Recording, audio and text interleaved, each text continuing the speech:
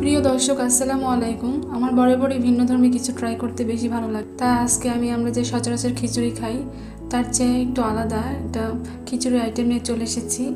এটা কিন্তু অনেক মজার, যে কোনো তরকারি ছাড়াও এটা খেতে মজা লাগে অনেক। চলুন দেখে নেওয়া যাক আমার এই মজাদার খিচুড়ি তৈরি করতে কি কি লাগছে। এখানে আমি 1 কাপের মতো আতপ চাল নিয়েছি এবং পোলার চাল নিয়েছি এবং চিংড়ি মাছ নিয়েছি এবং মুগ ডাল নিয়েছি। মুগ ডালগুলো ভেজে নিয়েছি এবং মসুরি ডাল নিয়েছি। আপনারা চাইলে শুধু পোলার চাল দিয়ে করতে পারেন এবং আমি ছোলা বুট দিয়ে করবো, তাই আমি ছোলা বুটগুলো সিদ্ধ করে নিয়েছি। এখানে আমি লবণ, ধনে গুঁড়ো, মরিচ গুঁড়ো, হলুদ গুঁড়ো এবং গরম মশলা গুঁড়ো, জিরা গুঁড়ো, গোটা গরম মশলা নিয়ে নিয়েছি এবং এখানে আমি পেঁয়াজ কুচি নিয়েছি, রসুন নিয়েছি কয়েকটা এবং কাঁচামরিচ নিয়েছি এবং আমি আদা রসুন পেস্ট নিয়েছি 2 টেবিল চামচের মতো। এবং আমি মুগ ডালগুলো দেখুন ভেজে ধুয়ে নিয়েছি। মসুর ডালগুলো আমি ভিজিয়ে নিয়েছি ধুয়ে এবং আমি যে চিংড়িগুলো নিয়েছি সেগুলো কেটে পরিষ্কার করে হালকা ভেজে নিয়েছি। আমি একটা মাটির কড়াই নিয়ে নিয়েছি এবং আমি চালগুলো 2 ধরনের চাল ধুয়ে পরিষ্কার করে নিয়েছি এবং আমি আমার সেই কড়াইয়ে চালগুলো দিয়ে দিচ্ছি ধুয়ে রাখা। তারপরে আমি সেই জন্য মসুর ডাল দিয়ে দিচ্ছি এবং মুগ ডাল দিয়ে দিচ্ছি। যেহেতু এটা 5 মিশালি খিচুড়ি, তাই আমি 5 মিশালি আইটেম দেওয়ার চেষ্টা করছি। আমি আদা রসুন পেস্ট, পেঁয়াজ কুচি এবং রসুন, কাঁচামরিচ এবং আমার সেই সব মশলাগুলো দিয়ে দিচ্ছি এবং আমি সরিষার তেলে রান্না করব, তাই আমি সরিষার তেল দিয়ে দিচ্ছি।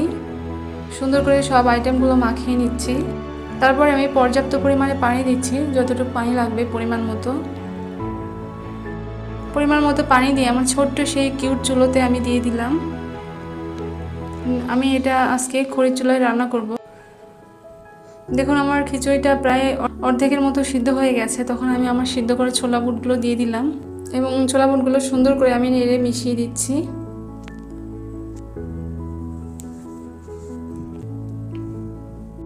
এবং আমি ঢেকে এটা কিছুক্ষণ চুলায় জাল করে নেব, তাতে আমার চালগুলো আরও ফুটে যাবে।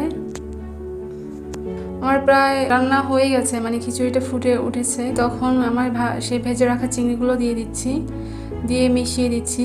আপনারা চাইলে এখানে যে কোনো ধরনের মাংস ব্যবহার করতে পারেন, তবে আজকে আমি চিংড়ি দিয়েই রান্না করব, কারণ চিংড়ির ফ্লেভারটা আমার অনেক বেশি ভালো লাগে খিচুড়ির সাথে, তাই আমি এখানে চিংড়ি দিয়ে দিচ্ছি। চিংড়িটা দিয়ে আমি চুলায় ঢেকে রেখেছি কিছুক্ষণ। আমাদের প্রায় হয়ে গেছে খিচুড়িটা। এখন আমি শেষের পর্যায়ে ঘি দিয়ে দিচ্ছি। ঘি দিলে ফ্লেভার ভালো আসে, তাই আমি ঘি দিয়ে দিলাম। আমি চুলোয় রেখে দেবো কিছুক্ষণ ঢেকে, দমে রেখে দিয়েছি। তারপর আমার হয়ে গেছে খিচুড়িটা। দেখুন এটা কিন্তু খেতে অনেক টেস্টি, আপনারা একবার তৈরি করে দেখতে পারেন। গরম গরম খিচুড়ির উপরে আমি আবার আরেকটু ঘি দিয়ে দিলাম এবং সাথে একটু আচার নিয়ে নিয়েছি। এটা অন্য কোনো তরকারি ছাড়া খেতেও কিন্তু অনেক মজা, খালি খালি খেতে। আপনারা একবার হলে ট্রাই করে দেখবেন এই আইটেমটা।